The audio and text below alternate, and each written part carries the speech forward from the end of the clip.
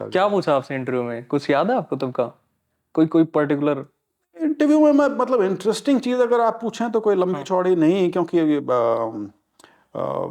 बहुत सी चीज़ें पूछी थी। मेरे ख्याल से 40-45 मिनट का इंटरव्यू था, अच्छा, लंबा तो काफी। करीब सभी कुछ पूछते हैं। लेकिन एक चीज़ मुझे अभी भी याद है कि जो चेयरमैन थे बोर्ड के, उन्होंने मेरे से पूछा, उन्होंने मेरा बायोडाटा देखा, उनके सामने पूरा डिटेल था।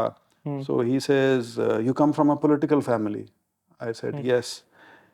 He says, what is one contribution of Haryana to Indian politics?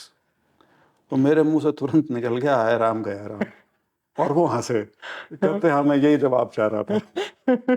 तो वो एक मेरे को इंसिडेंट जरूर याद है।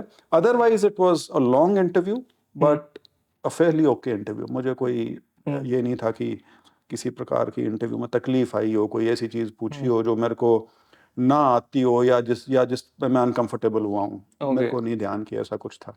बाय एंड लार्ज ठीक ही गया था। ओके, सो व्हाट चौधरी साहब सेड जब उनको पता लगा रिजल्ट में छोरा आईएएस बन गया? नहीं, वो तो वो आईएएस से ज्यादा इंटरेस्टिंग चीज तो एक और थी। अच्छा। जब मैंने जेएनयू का एंट्रेंस लिया था, तो जेएनयू में 2 एंट्रेंस लिए थे, एक इंटरनेशनल रिलेशंस का और एक हिस्ट्री का। अच्छा, आईआर। हाँ, और हिस्ट्री में सीट सिर्फ 30 थी, इंटरनेशनल रिलेशंस में 30 सीट भी मेरे ख्याल से 90 या कितनी थी।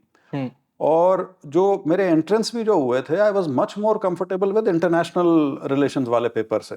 Okay. I was Fairlie confident कि इसमें मेरा हो जाएगा। और जब वो लिस्ट पहले निकली थी इंटरनेशनल रिलेशंस की, और मेरा उसमें नहीं हुआ था।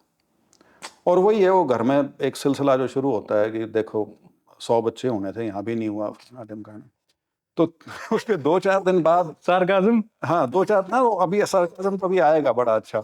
2-4 दिन बाद मेरे को पता लगा कि आज हिस्ट्री वाली लिस्ट लगनी है। तो उस दिन मैंने घर में नहीं बताया, और मैं चुपचाप जेएनयू के दफ्तर में गया, वो लिस्ट देखी, मेरा 7वें नंबर पर नाम था। क्या बात है। मैंने कहा इज्जत बच गई।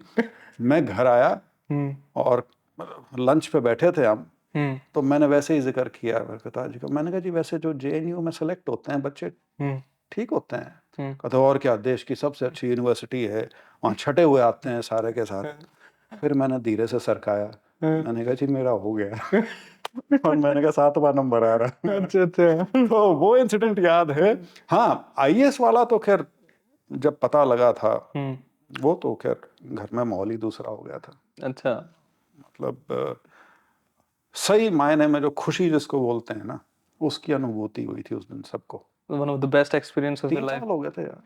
वन ऑफ द बेस्ट हाँ एक्सपीरियंसेस ऑफ योर बिल्कुल, life. Definitely definitely. So sort of emotional also. बिल्कुल बिल्कुल। और मेरे जो 5-6 करीबी मित्र थे, वो सारे शाम को आए, और बहुत शैंपेन एंड ऑल। बहुत बहुत ना शैंपेन वगैरह उस टाइम अच्छा, थी नहीं।